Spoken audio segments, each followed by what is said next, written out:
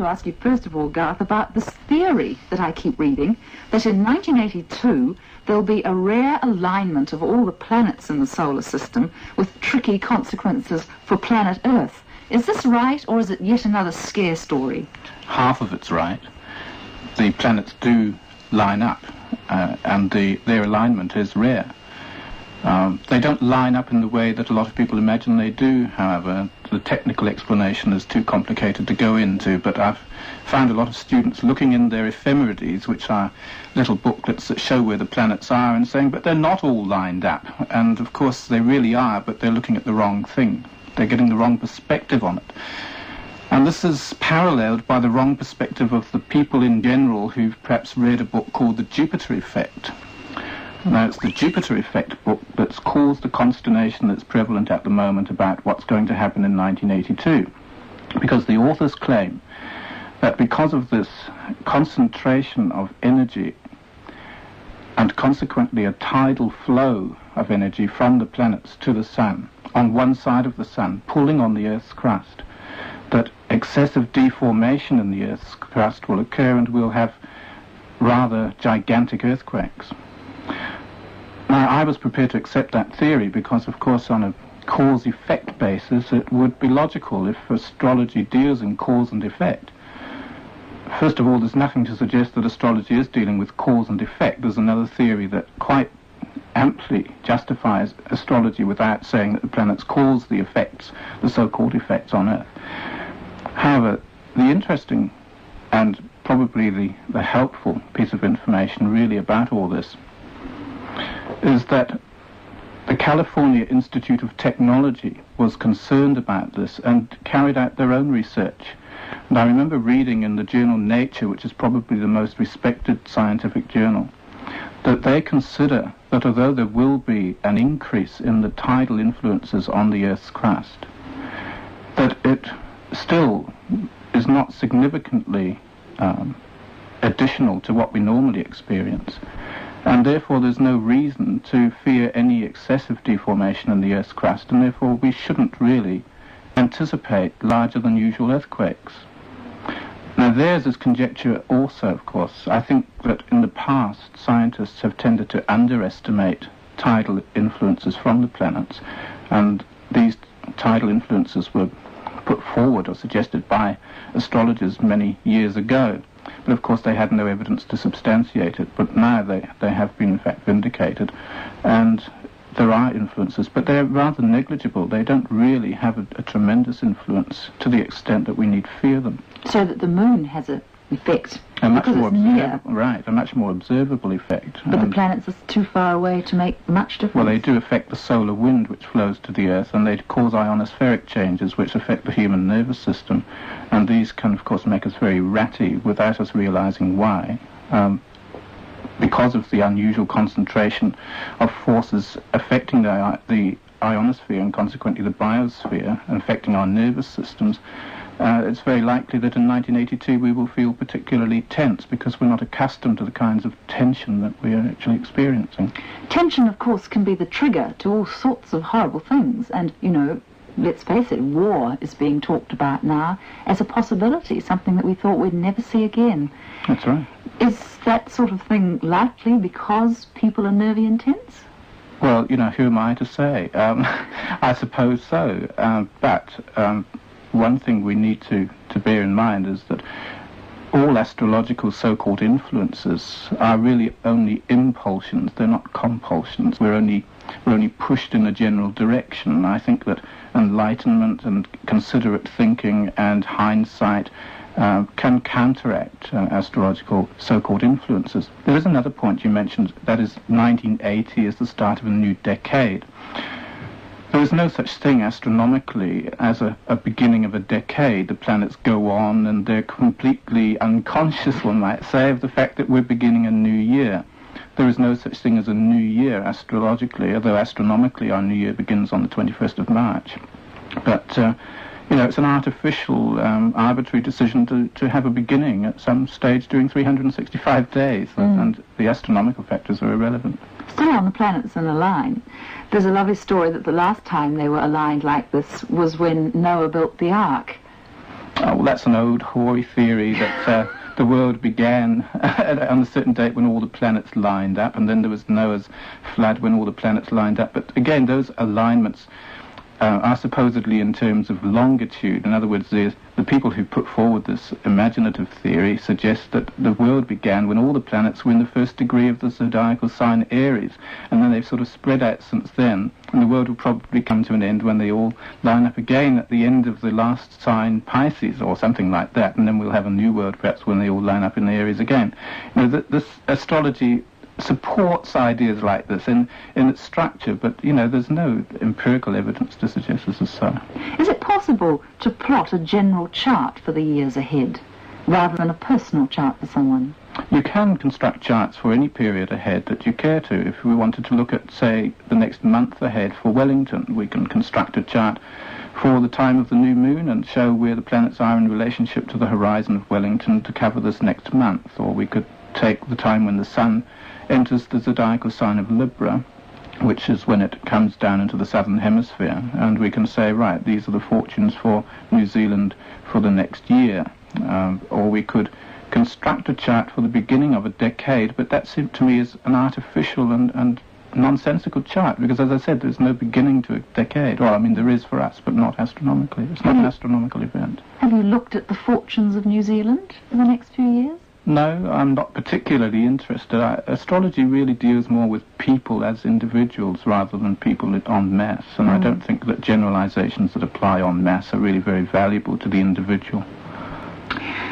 But the sort of aggression that's coming more to the fore than has been, you know, the renewal of the Cold War, if you like. I mean, is that explainable in astrological terms, the fact that people are crying for retaliation and generally being more aggressive?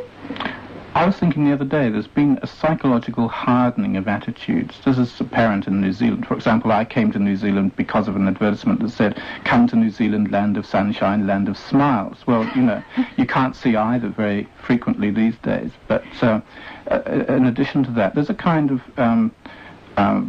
not every man for himself, but a selfishness that seems to have grown, and this is quite counter, in fact, to the astrological trends that are occurring. Because what's happening astrologically is that all the major planets are moving into the last 6 signs of the zodiac. And that suggests that there should, in fact, be a growth of ultracentricity or a concern for others. And I think the West is reflecting that in its attitudes. And, you know, it's the West always that's paying to help the East out of its troubles.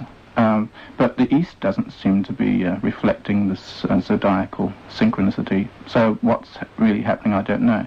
There are 2 planets at the moment which are in difficult relationship to each other, as astrologers put it, Saturn and Neptune. Now, Neptune is the planet that symbolizes compassion. Saturn, in a difficult relationship to Neptune, diminishes compassion. So I suppose you could say that there is a lack of insight, or possibly a lack of feeling for others on the sympathetic rapport basis, and consequently a hardening of attitudes towards other people's misfortunes, perhaps less tolerance and consequently more aggression. Back in the 60s, the age of tolerance, if you like, it was the age of Aquarius that was being mooted about. Is it still that, and what was it supposed to do? It never has been. It's never been the age of Aquarius. It will be one day, in about the year 2364 it begins. It's difficult to explain this, but it is an actual astronomical phenomenon. We can, in fact, graph it, and we can show precisely when it begins. It's an actual position of the sun in a constellation. The theory that it's the age of Aquarius began with the popularization of the song from Hair, of course. And that was an idealistic notion that of wishful thinking, one might say, you know, that we would like brotherhood and sweetness and light on earth, and therefore let's suggest that it is, and hence we got the term the age of Aquarius. But we're still in the tail end of the age of Pisces, the last sign of the zodiac. This goes backwards through the constellations, not forwards, so we come back from Pisces, the last sign of the zodiac, back into the constellation Aquarius. And each age, incidentally, lasts 2,170 years, so although we've got another about 300 years to go, I think. Well, we won't be here for it. What about Halley's Comet? Now, that's supposed to come hurtling through the skies in the 80s. Is it of any significance? Mm-hmm.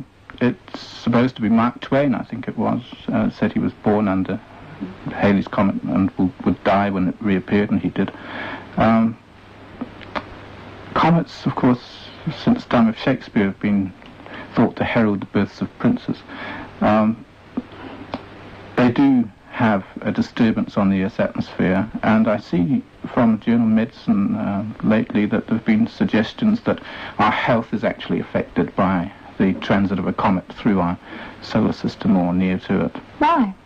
Well, it would probably have the same effects as the planets. It disturbs the ionosphere, and this consequently has an effect on our nervous system, which controls the secretion of hormones into our bloodstream, and these affect our metabolism, and so our mood reactions to stimuli will be different. When does Halley's Comet come? 1986? Yes, around that time. Mm. And how long does it last?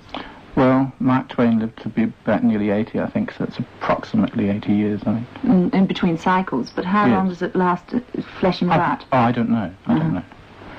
Could things be made worse for the world if various world leaders, the people who really move and shake and make the decisions, were of incompatible signs? Well, you've got the bee in my bonnet. You see, I reckon that we should appoint our prime ministers astrologically, not have... You see, what happens is that the most aggressive people tend to reach the top, and consequently what we have is a whole set of people around the world who are born with a higher degree of, or higher adrenaline content in the bloodstream, I suppose. This causes them to be very aggressive and, of course, very ambitious, and we tend to arrive at a concentration of world leaders who have very strong Mars placements in their horoscope. This means that war and aggression is far more likely than peace, because if we appointed our docile people to be prime ministers, we would probably have a lot of doves cooing at each other, and consequently we wouldn't have as much warfare. But on it's the other only a hand, theory. couldn't the aggressors constantly overthrow the docile ones who are leading? Well, it depends how much power we could legislate for our doves. You see, if we could give them absolute control, they would probably abolish the military, for example. This is a theory I've been working on for some time. I really think that the horoscope of the Prime Minister does portray the fortunes of the nation. We can see what's likely to occur in the country according to the transits that are taking place in the Prime Minister's horoscope. And if he's going to have a bad time financially, then we are. So what we ought to do, I think, and this is a really cranky theory, and I come out with these every now and then, but it's an interesting idea to pursue. What we ought to do is to look for someone who's going to have a really fantastic time in his own horoscope for the next, say, 3 years in New Zealand, and just automatically appoint him Prime Minister with total freedom to do what he pleases. And the nation would reflect this with a boom, you see. And it wouldn't matter what sign you was. Oh, no. Well, I mean, it would obviously, because it's dependent on the sign as to whether he's going to have a good time or not. Is there a particular sign for whom this coming together of good things is more likely to happen? Oh, I thought you were going to ask me my personal prejudices for a while. Well, yes, I suppose you could say that for the next year or so, it's likely that Sagittarians will have a reasonably good time. What about someone like Jimmy Carter, who appeared to be a dove and has been forced into the hawk position by circumstance? Do you know his sign?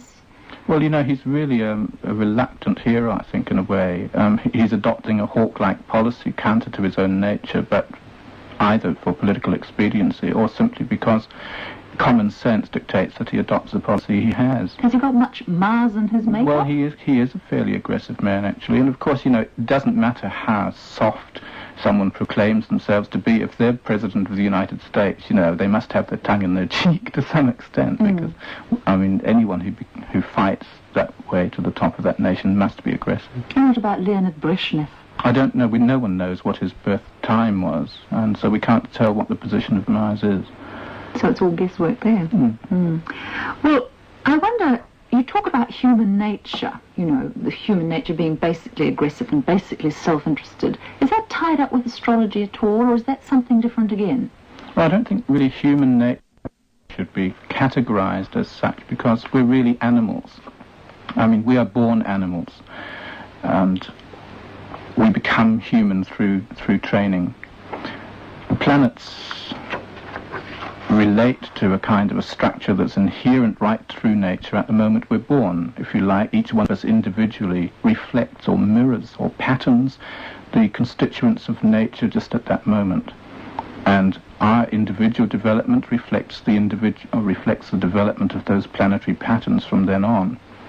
In other words, as Carl Jung said, everything that's born or begun in a moment of time has the qualities of that moment of time. Now, is it the moment of time of birth or conception? Does it make a difference? The moment the child takes its first breath, that stamps the blood with the radiation pattern that causes it to respond, if you like, to certain patterns that occur thereafter. The important thing for astrologers really is to understand that any one individual is really an expression of the infinite variety in the theme of human nature, or of nature generally. We become human, and consequently a lot of those natural characteristics are modified or socialized. But you see, I can do the horoscope of a cat or the horoscope of a horse, and although there's a certain amount of projection of human characteristics into that animal's horoscope, nevertheless the horse does seem to experience success at the times when the same planetary patterns are prevalent as would occur with a human being experiencing success. Good heavens. They say that history is made up of cycles, you know, one group in ascendant and down they go and the next one comes up. Is that something that you can plot astrologically? Yes, and I'm glad you said plot, Sharon, because people say, do the planets cause these things, you see? And again, I think it's coincidental, meaningfully coincidental, but not a cause and effect relationship. We can simply say, we can explain it historically, or we can explain it according to, say, certain theories of anthropology and so on. But we can also explain it astrologically. But it's not to say any one explanation excludes other explanations. They're not mutually exclusive. 3 or 4 theories or explanations can explain one particular type of event. So we might have cycles in the way in which, say, civilizations rise and fall, coinciding with different planetary movements through the different signs, coinciding with various economic theories. But one doesn't necessarily cause the other. So astrology is a guideline? Yes, yes. Lots of groups see the end of the world coming because we deserve it, for example, you know, because we're sinful and so on. Do astrologers foresee an end to the whole setup? Gosh, astrologers see everything, you know. Astrologers are always seeing the ends and the beginnings. You know, astrologers are as infinitely varied as non-astrologers, and what they believe is as infinite too. And, you know, for me to say they're wrong, you know, is very presumptuous. I'm very conservative about these things because there have always been millennia schools, people predicting the end of the world and so on. And there was, in fact, I think, an astrological group in India in 1963 who went to the top of a mountain. I don't know what good that would have done, but because they saw the end of the world coming, presumably the mountain would have ended too. But it didn't, of course. I don't think it did. They'd have been disappointed. Yes, shamefaced, I suppose, or probably no, as a matter of fact, they came out with an explanation. It was that their prayers had averted the end of the world. Ah, touché. It's a typical question, and I think I've asked it you before, but once something has been charted, is it likely to happen astrologically, and can it be avoided? Well, I could say it's less likely to happen if it's been charted astrologically. Firstly, because foreknowledge is the purpose of astrology, and this foreknowledge is supposed to help you prevent what has been predicted, and therefore the probability of its occurrence is less. So you can, in fact, stay at home in bed for a week and avoid what your chart says could happen? Well, you can stay in bed, but whether you have avoided something that doesn't happen is difficult to prove, isn't it? You once gave a stunning illustration of the behaviours associated with the various astrological signs, and I know that everybody who talks to an astrologer always hopes that he or she will mention their sign. And I wonder if you could give us that illustration again. It was about a burning theatre. Ah, yes, that's the time when someone in a theatre shouts fire. He was probably an Aries because they're the first to notice everything, and he'd probably be the first out of the theatre. He might be first back in too because he'd realised that he'd acted on impulse and should really look after other people. But self-interest tends to be predominant with Arians. The Taurian would sit there and say, prove it, and would wait until the flames were licking round their toes before they say, oh, well, you might be right, rather cautiously, and then they would get up and make sure they'd taken their purse or their wallet with them and not left their lunch behind in the theatre. The Gemini would run out of the theatre and get onto the phone and phone the newspaper and then be on to their friends and neighbours and tell them all about it. Communication is, of course, their strong point. The Cancer would be rather tentative about leaving, having paid for their seat, but they would then make sure that they saw that the children were safely out of the theatre first, having strong paternal or maternal instincts. The Leo, if I can be forgiven for saying so, Sharon, would try to organise everyone and to boss them and tell them how they should leave, and would walk out with dignity. And the Virgo would stay behind to tidy up afterwards, although probably they would go and see the management and criticise them for holding a fire during the theatre session. The Libran would sit there not knowing whether to get up and go or whether they should go first or let someone in front of them go first, being polite, and then, having got out, would criticise the firefighting service for not doing the job as they think it ought to be done. The Scorpio would, of course, have dashed out and dashed back in again with a can of petrol to pour on the flames to keep it going. Why? You find a lot of Scorpios in the fire service, you know. I mean, you know, they obviously want these fires, otherwise they'd be unemployed. Sagittarius, they're a bit prophetic. They would probably say, they would tell you, first of all, whether it was going to burn down, and then, having witnessed it burning down, they'd be looking at the real estate and wondering how they could build up something bigger and better, perhaps a bigger theatre. Very keen on property development. The Capricornian would walk out in a very staid manner and would consult the regulations and would make sure that people were leaving according to the proper exits, and would then check to see that all the rules governing fire had been observed properly. The Aquarian would stand by and instruct the firefighting service on the principles of firefighting, and would then go off to the pub and explain about the faults in the wiring and generally pontificate, as I'm doing now. And the Piscean, the Piscean's very sympathetic. They probably visit those who'd been burned in the fire in the hospital and take them flowers, but they're very imaginative too and tend to absorb much more than they're actually conscious of at the time. The next day, for example, they might find themselves singing, I'm a little fire engine, flick is my name, and wonder why. It's a marvellous summation. Garth Carpenter, thank you. Just before we go, you don't think there's too much to worry about then in the next few years? Well, there's an awful lot to worry about, but, you know, I would ignore the planets if I were you. Garth Carpenter, thank you. And on the national programme, it's 3